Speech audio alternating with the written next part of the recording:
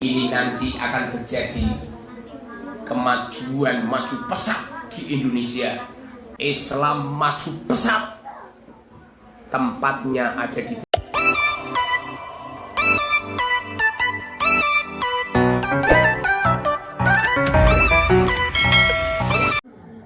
Bismillahirrahmanirrahim. Alhamdulillahirabbil alamin. Allahumma shalli wa sallim wa barik ala sayyidina Muhammadin wa ala alihi wa sahbihi ajma'in, amma ba'd. Cukupkan sana Kang, cukupkan sana. Dilepas. Teman-teman semuanya, para pemirsa dimanapun Anda berada. Ini kajian di Al-Mubarak lebih aneh. Jadi kalau saya ngajar, yang hadir seluruh rakyat Indonesia, ribuan, ratusan ribu, bahkan jutaan. Setiap detik videonya menyebar kemana-mana. Ini bukti bahwasanya teknologi itu barokahnya luar biasa. Walaupun di sisi lain negatifnya juga tidak mau kalah luar biasa juga. Kita nggak usah mikir negatifnya, karena ciri-ciri orang jelek itu mikirnya negatif. Ke pasar ketemu sama orang penjual pisau, marah-marah sama penjual pisau. Woi, kamu tuh gimana toh? Kamu itu provokator, menjadikan perampok-perampok itu memudahkan untuk melakukan kriminalisasi. Jangan menjual pisau, ini menjadikan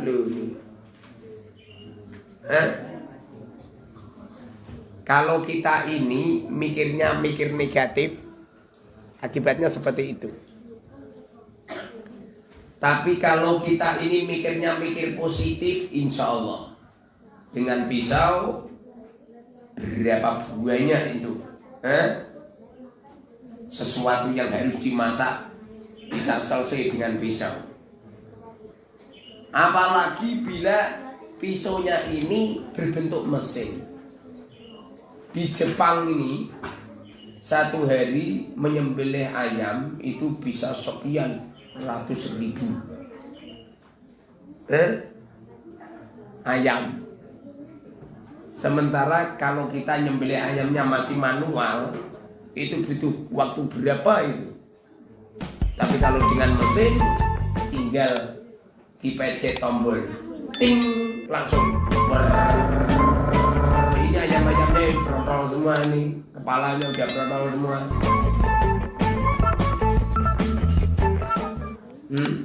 Dengan teknologi.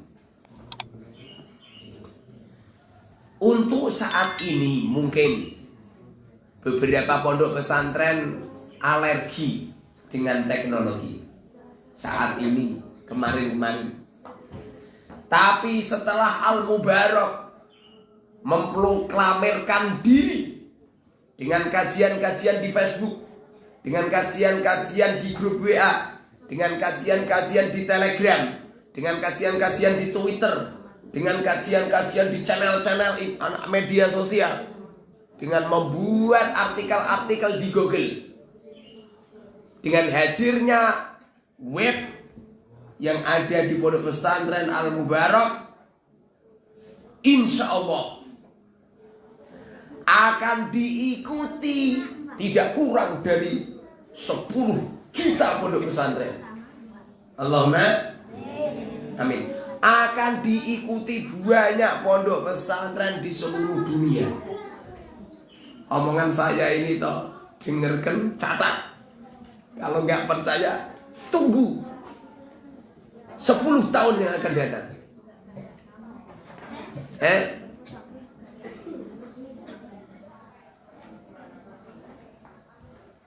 Pondok pesantren Al-Mubarak satu-satunya pondok, salah satu, tidak satu-satunya. Sebabnya saat ini alhamdulillah teman-teman di media sosial yang mengikuti program saya dan juga teman-teman yang sudah ikut kursus itu juga mencanangkan teknologi.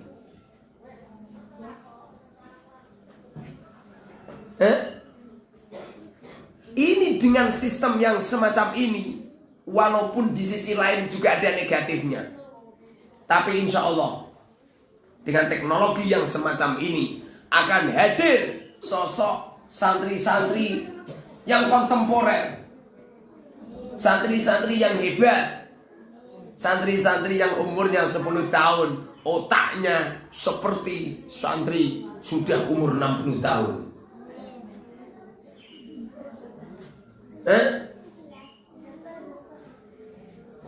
Gitu kan.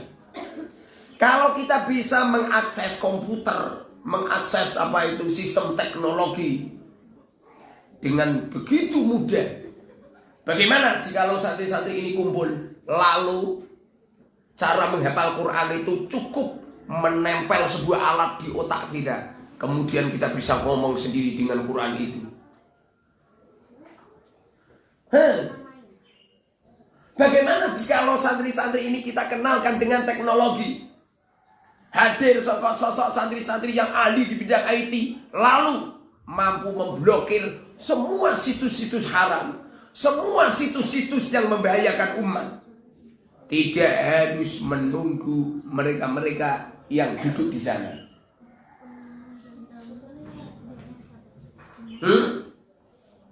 Akan lahir pondok-pondok pesantren yang masang satelit-satelit. Akan lahir pondok-pondok pesantren yang punya channel-channel televisi. Saat ini masih jalan. Semestinya pondok-pondok pesantren itu sebagai pelopor. Makanya harapan saya pengen ini nanti harus punya televisi, harus punya channel televisi, harus punya channel radio, harus punya channel YouTube yang benar-benar bermanfaat. Ini adik-adik ini jadi bersih semua, dilatih menjadi presenter yang bagus, penyiar yang bagus. Kalau perlu setiap hari ini ada wawancara. Alhamdulillah saat ini Al-Mubarak, barokahnya teman-teman di media sosial, barokahnya teman-teman di Facebook ikut serta membantu dengan adanya pondok pesantren takhusus. Ini pondok pesantren takhusus yang ada di Al-Mubarak ini beda loh dengan Ma'had Ali yang ada di pondok-pondok itu, beda. Takhusus yang ada di pondok pesantren Al-Mubarak itu adalah takhusus mengikuti firman Allah, ihdinas siratal mustaqim, siratal ladzina an'amta 'alaihim ghairil maghdubi 'alaihim waladdallin. Sistem pembelajaran yang satu titik menciptakan sosok santri yang profesional, santri yang ahli, santri yang kompeten, santri yang otaknya jenius, santri yang diberikan sistem demokrasi, santri yang dibuka lebar-lebar akan keluasan sebuah pemikiran lewat teknologi. Insya Allah kalau panjenengan semua ikut serta mendukung program ini dengan cara semuanya ikut, insya Allah Al-Mubarak akan hadir di tengah-tengah masyarakat. Tidak harus datang di pondok pesantren Al-Mubarak. Percaya enggak? Al-Mubarak akan hadir di rumah-rumah penduduk. Setiap channel-channel televisi Siriat kajian Al-Mubarak hadir.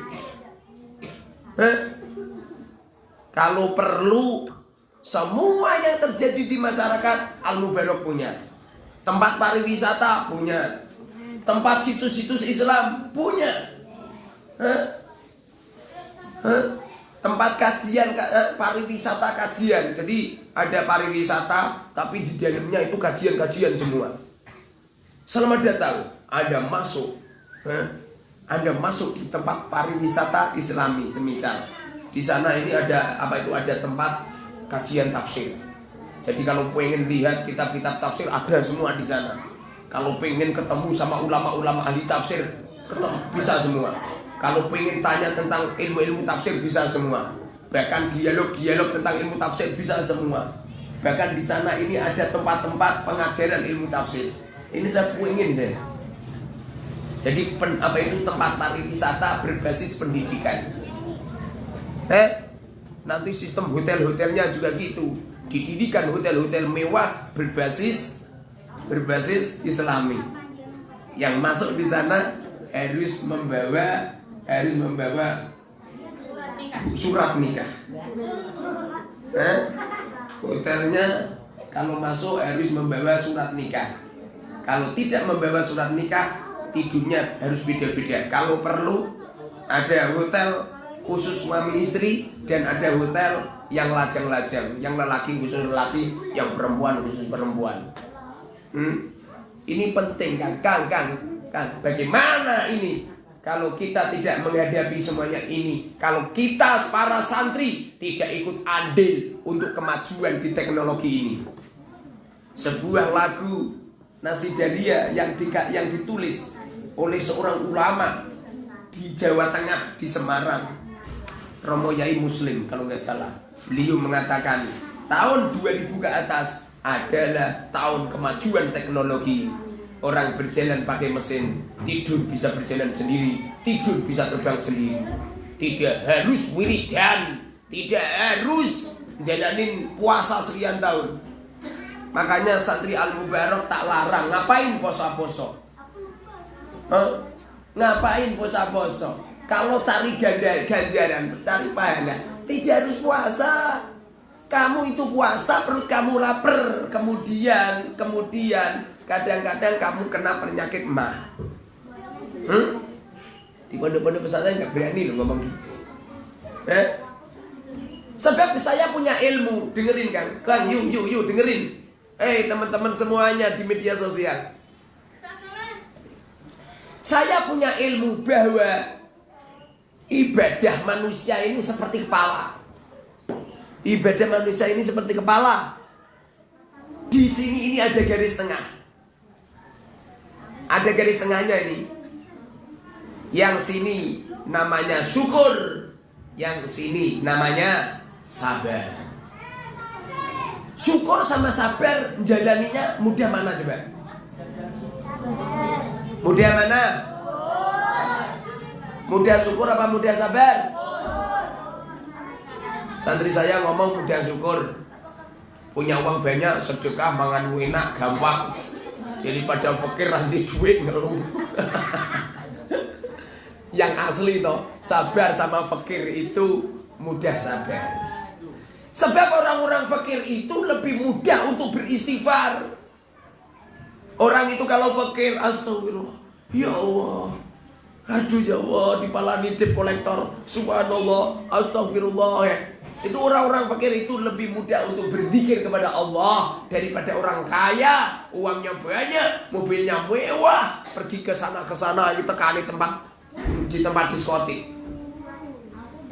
Kalau orang-orang fakir nggak punya uang lah, tak kunjungi pengajian lah gitu. Orang fakir lebih mudah jalannya untuk taat daripada orang kaya.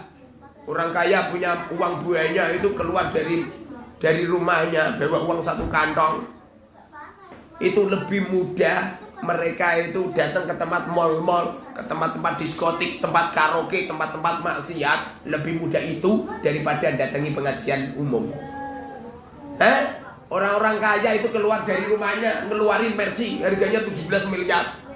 Itu orang kaya bilang gini ya, ngapain datangi pengajian itu? Kiainya saja fakir. Kalau kiainya fakir itu berarti doanya kiai itu nggak ijabah, nggak mandi. Kalau doanya orang kiainya saja nggak mandi, saya datengin, saya malah ketularan fakirnya nanti. Lebih sulit orang melakukan syukur daripada sabar. Lebih sulit orang melakukan syukur daripada sabar. Makanya banyak ulama-ulama komentar, pangkat derajatnya syukur jauh lebih tinggi daripada pangkat derajatnya sabar. Syukur bisa istiqomah nyampe kelak di surga. Tapi kalau sabar tidak bisa istiqomah. Orang sabar hanya hidup di dunia saja. Kalau nggak pernah buktikan, kan ada orang fakir, hidupnya selalu meratapi hidupnya. Sabar, sabar dengan apa itu, dengan susahnya hidupnya. Ini toh sabar dia toh nyampe kematiannya. Setelah mati toh syukur nanti. Tapi kalau orang jalanin syukur, di saat hidup di dunia mereka syukur, mensyukuri atas nikmat-nikmat Allah, syukur dia ini bisa istiqomah nyampe di alam kuburnya, di padang mahsyarnya, di yaumil hisabnya, di saat mereka melintasi siratal mustaqim, bahkan di saat mereka ada di samping baginda Rasulullah di surga Firdausnya, syukurnya istiqomah. Kamu pengen melakukan yang istiqomah apa yang gak istiqomah? Pasti kau akan memilih istiqomah.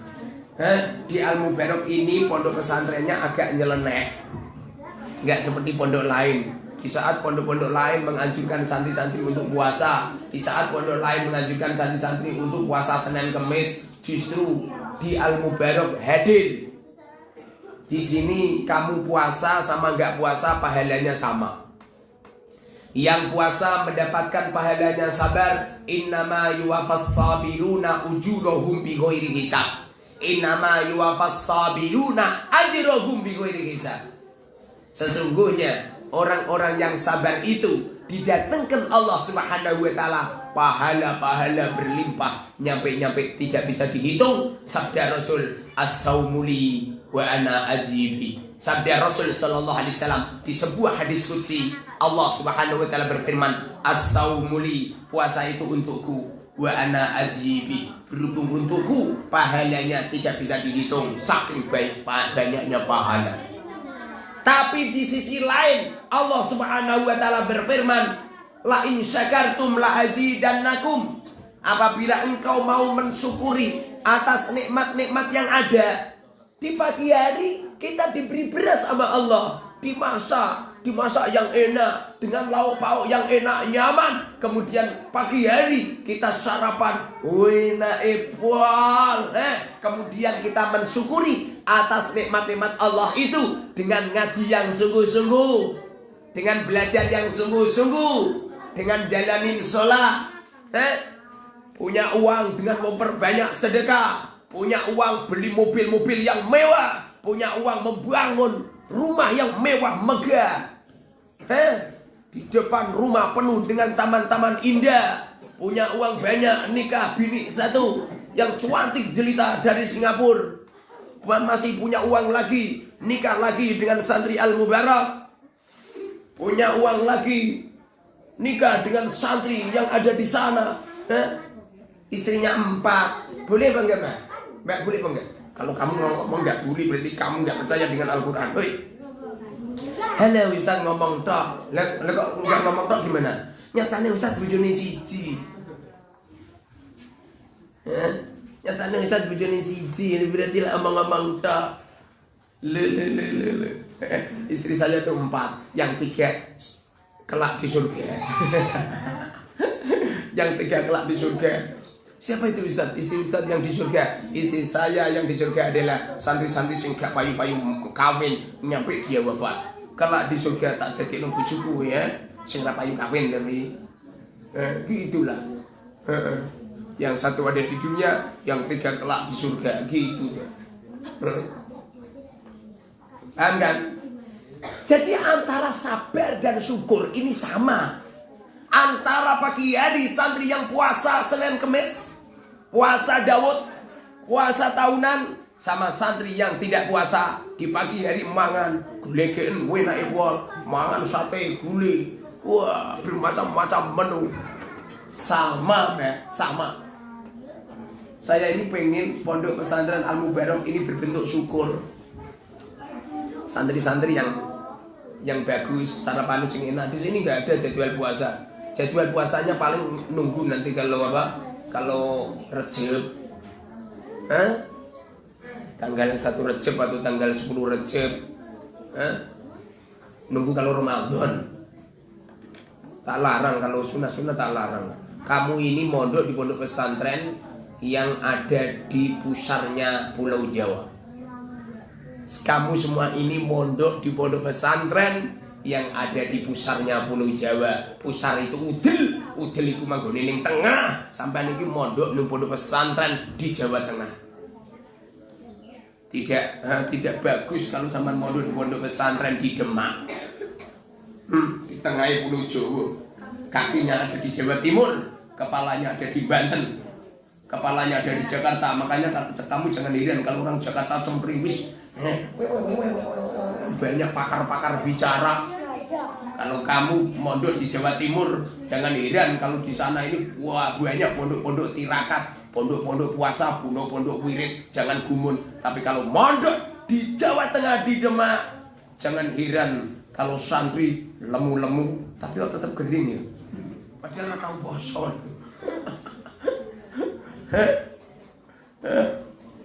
Jangan heran kalau mondok di Demak. Ini letaknya di perut, di perutnya Pulau Jawa. Tidak layak, tidak bagus kalau sampean itu banyak puasa. Di sini tirakat sampean adalah belajar sungguh-sungguh, menata akhlak yang baik, menjemput peradaban, pergantian peradaban dari tahun sebelum tahun 2000 menuju tahun 2000, yaitu peradaban teknologi. Ini nanti semuanya akan menggunakan teknologi. Orang pengen hujan itu loh, tinggal pencet remote. Pengen hujan, yang dihujani itu cuma rumahnya sendiri doang. Akan terjadi zaman orang meletakkan air minum tidak harus ngoyo-ngoyo ngangkat dispenser. Sebuah mesin yang diletakkan di pinggir jalan melalui penyedotan uap, dipecet sudah keluar airnya sendiri. Tidak tahu air dari mana. Yang pasti di balik angin yang ada di sekitar kita ini penuh dengan air. Kenapa kamu kipasan kemudian ada rasa dingin? Itu yang asli, ada air yang dikeluarkan oleh Allah Subhanahu wa taala. Pernah suatu ketika saya wawancara sama seseorang yang sering merangkai ini loh. Apa itu? Ini apa namanya? Merangkai listrik ini. Saya tanya, Mas, kenapa listrik nggak ditanam di dalam aja? Kan rapi. Kalau seperti ini kan kelihatan wagu. Apa kata beliau? Pak Yai, peralon-peralon yang ada kabelnya yang diletakkan di dalam bangunan, yang di dalam cor, itu lama-kelamaan akan mengeluarkan air, menguap. Jadi saking lamanya kalau dingin mengeluarkan air, kalau panas mengeluarkan air juga. Ini nanti lama-kelamaan peralon ini akan dipenuhi air. Paham? Halah kesuwen nyontoke kok ngono. Nyontoke iki sampean letakkan ini tangan kamu, kemudian letakkan di abakmu. Coba terus coba. Ini nanti kotos dengan sendirinya. Halah kesuwen ini. Coba letakkan kaca. Mana HP saya? Siapa yang bawa HP saya? Oh, tak kira rekaman. HP ini sampean letakkan di mulut kamu. Coba, apa yang terjadi? Wong saya pernah lihat mbak-mbak itu loh. Mbak-mbak ini tak kira ini lapo. Enggak begitu lama atau tak lirik terus nih. Setelah itu toh bajunya diginikan loh. Jebol-jebol itu HP-nya itu dibersihkan pakai oksigen mereka. Paham gak? Akan terjadi zaman cari air tidak harus di sumur, cari air tidak harus ngangkat galon. Akan terjadi zaman sebuah permesinan mampu mengeluarkan air, tidak harus mencari air. Orang meletakkan hujan, tidak harus menunggu hujan. Akan terjadi teknologi, manusia mampu untuk mengumpulkan sinar matahari, tidak harus keluar dari rumahnya. Di dalam rumah, sinar-sinar matahari sudah disimpan. Kemudian sinar-sinar matahari itu menyinari yang ada di dalam gedung, sehingga petani bercocok tanam tidak harus di sawah. Dia membangun rumah 100 lantai, yang bawah padi, yang atasnya lombok, yang atasnya terong, yang atasnya terus. Ini 100 lantai ditanami semua dengan teknologi ini. Saat ini engkau semua masuk di era itu. Saat ini engkau masuk di era itu dengan adanya adik-adik kecil yang sudah digeladi bersih sama Allah Subhanahu wa taala. Semua anak kecil, tidak cuma di Indonesia saja. Di dunia internasional anak-anak kecil sudah dilatih otaknya sama Allah dengan hadirnya game. Dengan hadirnya game. Jadi anak-anak kecil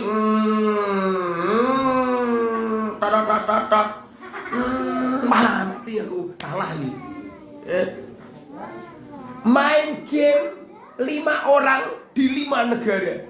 Yang satu di Indonesia, yang satu di Malaysia, yang satu di Singapura, yang satu di Brunei Darussalam, yang satu ada di Irak, yang satu ada di Amerika. Main game orang 5. Percaya nggak? Game online. Subhanallah.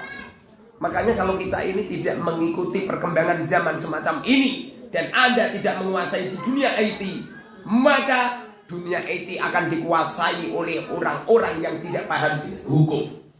Kalau ini nyampe dikuasai oleh orang-orang yang tidak paham ilmu, tidak paham hukum, maka akan bersebaran, akan berkeliaran konten-konten yang diharamkan oleh Allah Subhanahu wa taala. Sosok Al-Mubarak berlatih mungkin sejak dini, walaupun mungkin saat ini baru HP. Jangan dilihat baru HP. Ini nanti kalau terus-menerus digeladi bersih, maka akan lahir sosok Faisal yang luar biasa. Faisal, namamu siapa? Faisal. Akan hadir mbak-mbak yang luar biasa. Suaminya pengen pergi dulu, mbak-mbak cukup meremot di dalam rumah. Tak remote bojoku ken balik.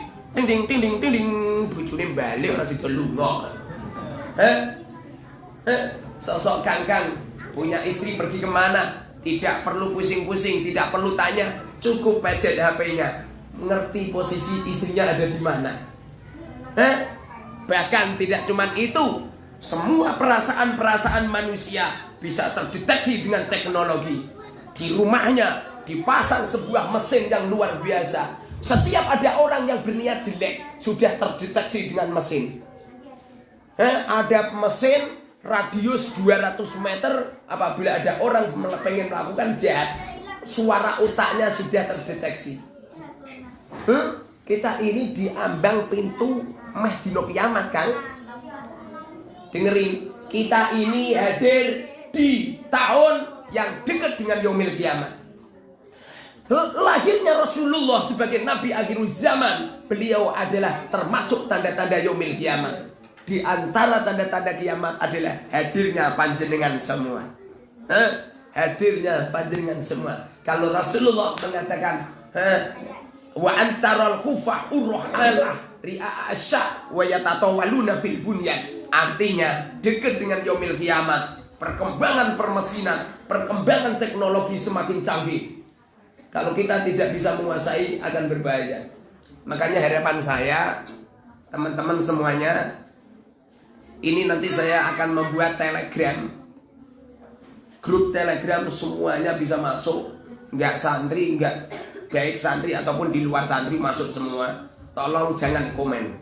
Siapapun panjenengan jangan komen. Saya akan menyampaikan kajian-kajian fikih. Dan kajian-kajian fikih itu mohon untuk dihafal. Kajian-kajian fikih itu mohon untuk dihafal. Saya ini sering ketemu sama Romo Yai. Padahal beliau itu punya pondok-pondok pesantren. Saya tanya beliau, Pak Yai, apa itu jualah? Apa itu jialah? Definisinya menurut bahasa apa? Syarat-syarat jialah apa? Pak Yai, perkara yang menjadikan akad rohin itu batal apa? Gak bisa jawab. Gak bisa jawab. Kalau ditanya apa i'rab, memang bisa jawab. Ada berapa i'rab? Bisa jawab. Apa kalimat? Tanda-tanda kalimat? Apa itu maf'ul min ajli? Bisa jawab. Padahal yang terpenting itu bukan itu. Kalau ada santri ahli nahwu, ahli sorof, ahli lugat, ahli mantik, ahli balaghah, ahli badi, ahli ilmu bayan, ahli ilmu isti'arah, ahli ilmu arud, ahli ilmu syu'ara. Kalau dia ahli semacam itu, kemudian mereka tidak ahli di bidang fikih, tidak ahli di bidang hadis, tidak ahli di bidang tafsir, maka sesungguhnya mereka itu seperti tukang kayu yang peralatannya lengkap. Setelah itu toh orangnya nggak bisa nukang. Dia mencari alat pertukangan di Malaysia 1 tahun. Dia mencari alat pertukangan di Lirboyo 1 tahun, di Pelosok 1 tahun, di Almarhum Bandung Sari 1 tahun, di Sarang, di Pondok Al Anwar 1 tahun, di Mus 1 tahun, di Al Amin 1 tahun, di Gontor 1 tahun, di Sidogiri 1 tahun, mondok di Banten 1 tahun, mondok di Amerika 1 tahun, mondok di planet Merkurio 1 tahun. Tapi dia ini tidak mahir di bidang fikih, tidak mahir di bidang hadis, tidak mahir di bidang tafsir. Ini persis seperti orang cari alat pertukangan, tapi dia tidak bisa menukang. Apa manfaatnya sama tuku gaji? Apa manfaatnya kamu beli ono pasar, ono ini, apa manfaat kalau kamu tidak bisa menggunakan? Makanya harapan saya toh, santri belajar nahwu sorof lugat itu jangan kelamaan kan? Jangan kelamaan. Sampeyan memahami arba'in saya itu profesional hafal insya Allah. Dengerin, profesional dan hafal. Jangan hanya sekedar mondok-mondok saja, harus dihafalkan. Halo Ustaz, saya ini udah tua Ustaz. Umur kamu berapa? Umur saya udah 40 Ustaz. Rasulullah itu belajar justru mulai umur 40 tahun. Buka itu sejarah. Rasulullah belajar di tempatnya di Gua Hira bersama dengan malaikat Jibril itu dari umur 40 tahun. Makanya hadir sosok karya tulis saya namanya Al-Arba'in fi Nahwi was Sarfi wal Lughat. Itu adalah nahwu saraf lugat untuk mereka-mereka yang umurnya sudah 40 tahun. Udah 40 tahun ke atas, justru umur-umur tua ini. Paham Mbak? Paham ya? Jadi itu nanti dipelajari yang bagus, oke? Semuanya harus punya HP. Kalau enggak yang enggak punya HP nanti tak belikan pokoknya. Alhamdulillah. No, pokoknya Al-Mubarak nak kepengen maju pesat. Iki kok panas pol ya? Diurip ngono iki pas. Iki kok kobong ta cuy. Lampu-lampu dimatikan, marai panas. Lah. Matikan semua. Itu kipasnya juga. Sirahku nyampe umuk gini. Hidupkan. Ayo reke, Ceng udah beceng, hidupkan itu kipas.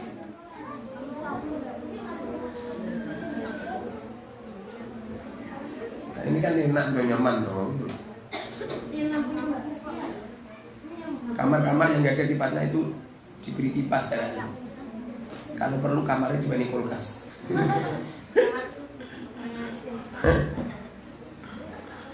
Itu nggak noy. Kuncinya Al-Mubarak maju pesat itu terus saya kaya.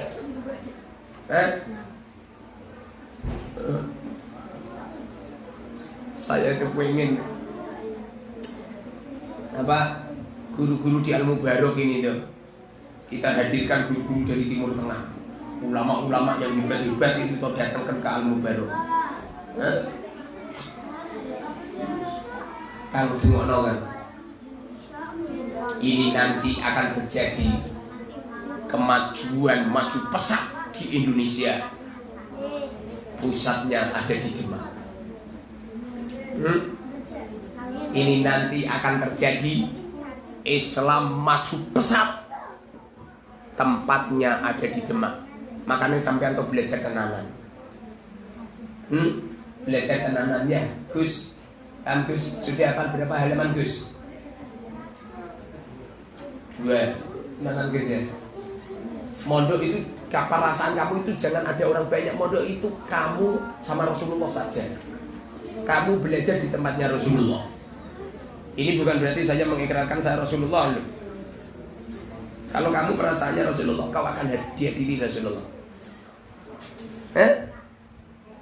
Santri sini itu tuh ada orang hebat. Makanya sampai tak cukup hormati semua.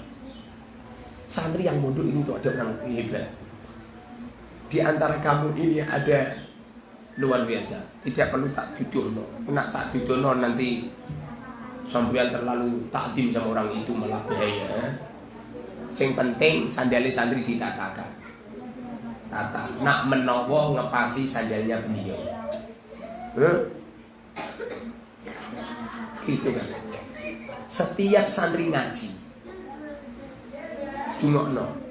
Ada beberapa jin dan ada beberapa malaikat ikut hadir, kemudian mendo-mendo koyo santri. Mana jinnya?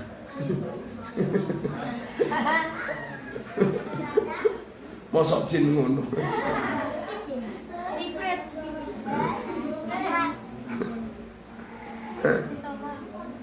Yang penting sampean itu teman-teman dihormati semua, dimuliakan, pilihkan yang terbaik.